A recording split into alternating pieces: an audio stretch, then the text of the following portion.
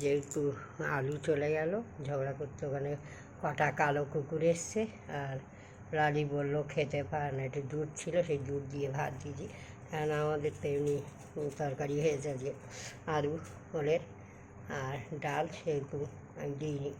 আর আমাদের এই অভ্যাস থেকে যে ওকে তো নিরামিষ খাওয়াতাম না, সেখানে আবার এখানে দুধ দিয়ে এদেরকে একটু ভাত দিলাম, খেলো। আয় আয় আহ খাবি? আহ আহ আহ আহ আহ আহ ও খাচ্ছে, দেখো লালিটা আজকে খাচ্ছে, পেট ভরে খাবে, খাক মেয়ে কুকুর খাক। আই আই খাবি, তুই খাবি? ও দেবে না।